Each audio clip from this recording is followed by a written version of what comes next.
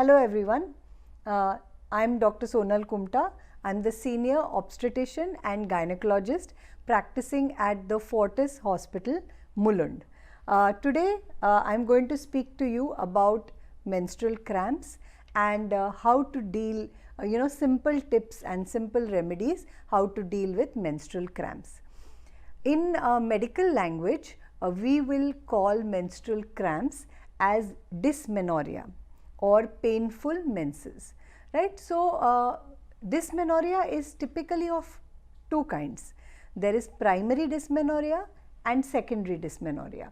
Primary dysmenorrhea means that there is pain and there is no obvious cause for the pain, यानी कि इसकी कोई वजह नहीं है, बस पेन हो रहा है.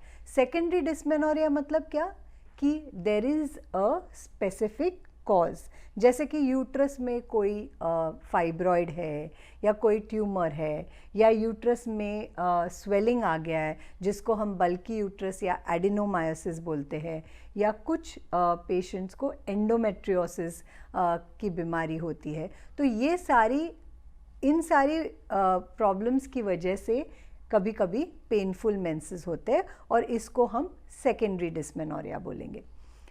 तो ऑब्वियसली ये समझना बहुत आसान है कि पहले तो मैं इस पेनफुल मेंसेस को, सिम्टम को कैसे हम ट्रीट करें वो बताऊंगी, और ये भी थोड़ा सा बात करूंगी कि सेकेंडरी डिस्मेनोरिया में जो भी वजह होगी, जो भी प्रॉब्लम की वजह होगी, उस वजह को हम कैसे ट्रीट करेंगे.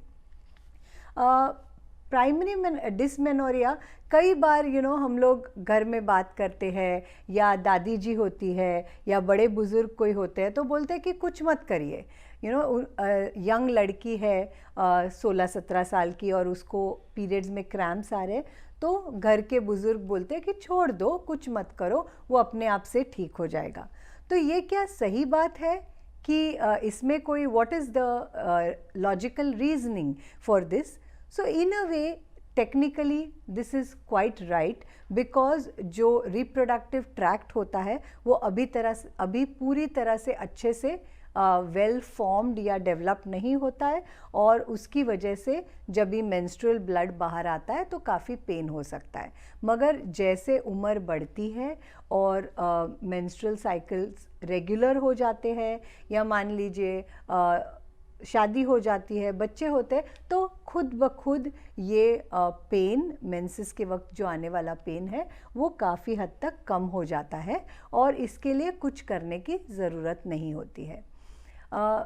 मगर डिस्मेनोरिया जब किसी और प्रॉब्लम की वजह से होता है, जैसे कि फाइब्रॉइड की गांठ है या पॉलिप है या एंडोमेट्रियोसिस है, तो कई बार पेशेंट्स कैसे प्रेजेंट करते हैं हमारे पास कि सब कुछ ठीक था डॉक्टर, और अभी अचानक से मुझे पेन होने लगा है. इतने साल कभी कोई प्रॉब्लम नहीं थी, मगर सडनली मुझे अभी बहुत सीवियर पेन हो रहा है.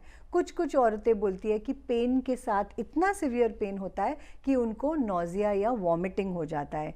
कुछ पेशेंट्स तो ये भी बोलती है कि इतना सीवियर पेन होता है डॉक्टर कि हमें चक्कर आके हम बेहोश हो गए. अगर इस तरह का पेन है, इस तरह का डिस्मेनोरिया है, तो डेफिनेटली आपको डॉक्टर के पास आने की ज़रूरत है. हम एज अ गायनेकोलॉजिस्ट हम इंटरनल चेकअप करेंगे, शायद सोनोग्राफी एडवाइस करेंगे और इस पेन की वजह ढूंढेंगे, और जो वजह होगी उस वजह को हम टैकल करेंगे. मगर मान लीजिए कि ये पेन माइल्ड है, तो आप क्या कर सकती है? इसके लिए कुछ साधारण होम रेमेडीज़ या टिप्स है.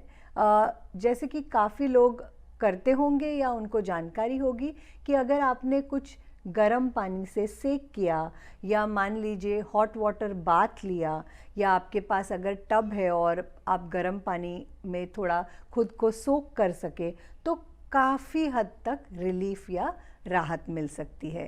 अगर आपके घर में कोई और दूसरे मेंबर्स हैं तो आप उनको रिक्वेस्ट कर सकते हैं कि थोड़ा मसाज कर दे, जैसे कि पेट पे मसाज करे या पीठ पे, बैक पे भी ऑयल से या इवन एरोमेटिक ऑयल यूज़ करके मसाज करेंगे तो काफ़ी हद तक रिलीफ मिल जाता है।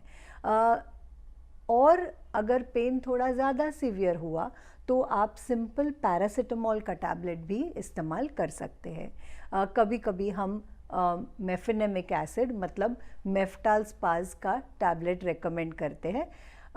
काफ़ी पेशेंट्स मुझे पूछते हैं कि डॉक्टर जब भी मैं इतनी मेडिसिन लेती हूँ, हर महीने में अगर मुझे मेडिसिन लेना पड़ेगा तो मेरे बॉडी पे कुछ हार्म तो नहीं होगा ना। सो इसका जवाब ये है कि नेचुरली अगर आप बर्दाश्त कर सकते हो तो कोई भी मेडिसिन ना ले।